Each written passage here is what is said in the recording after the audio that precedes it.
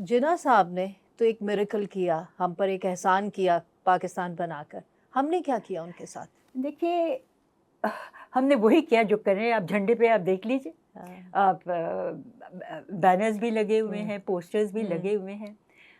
हमने बहुत ही गलत तरीके से जो कुछ उन्होंने किया है उसे ज़ाया कर दिया। लेकिन ये है कि तारीख़ अब भी है, पाकिस्तान अब भी और इंशाल्लाह हमेशा रहेगा। तो हमें पॉजिटिव नोट पे हमें आगे बढ़ना चाहिए।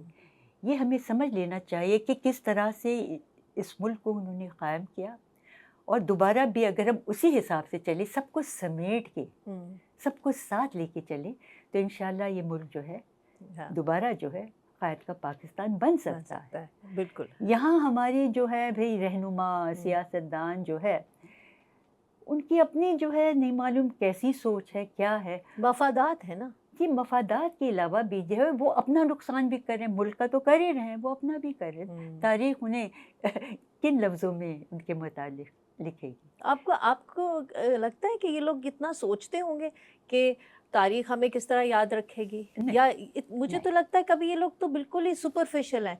शायद ये लोग तो कहते हैं ना, मरने के बाद की ज़िंदगी पे यकीन ही नहीं रखते, जिस तरह से मुल्क को लूट रहे हैं, ऐसा लगता तो नहीं है। देखिए, हम कहते हैं ना कि तारीख़ पढ़िए, इबरत उससे हासिल कीजिए। ये जो 79 ईयर्स में है, ऐसी हमारी तारीख़ है, हमें बहुत दूर जाने की ज़रूरत नहीं। जिसने जो कुछ किया उसे वैसी जो सज़ा मिल गई, और वो सज़ा जो है नस्लों तक जो है समझ लीजिए कि खा जाती है। ये हुआ है, बिल्कुल हमारे हर ऐसे हाकिम से हुआ है जो ज़्यादती की है इस मुल्क के साथ। लेकिन इस वक्त जो हो रहा है, ये क्यों नहीं इसे समझते हैं?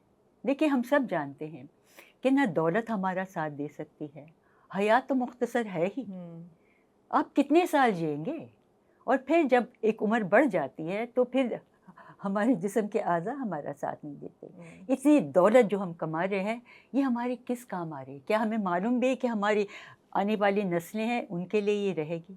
ये बात तो किसी को नहीं मालूम है।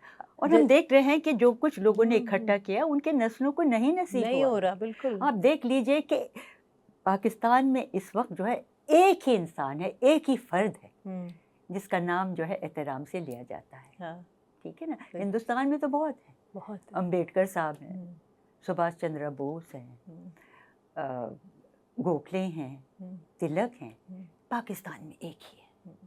ठीक है, उनके साथी थे, लियाकत अली ख़ान साहब भी थे और भी थे, लेकिन जो मकाम मोहम्मद अली जिन्ना साहब का है, वो तो किसी और का ना है ना हो सकता है।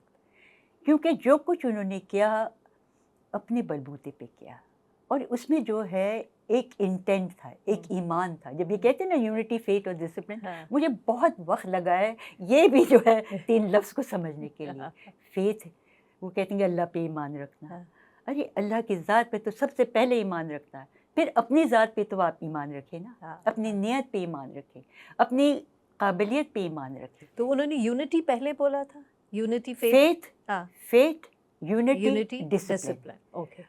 अब लोग कहते हैं यूनिटी, फेथ, डिसिप्लिन, लेकिन आप जिस तरह से भी इसे समझे, लेकिन तीनों बातें बहुत मायने रखती हैं। फेथ तो होना चाहिए, फेथ के साथ जो है यूनिटी भी होना चाहिए कि हम किस मंजिल की तरफ बढ़ रहे हैं, हम किस तरफ जा रहे हैं।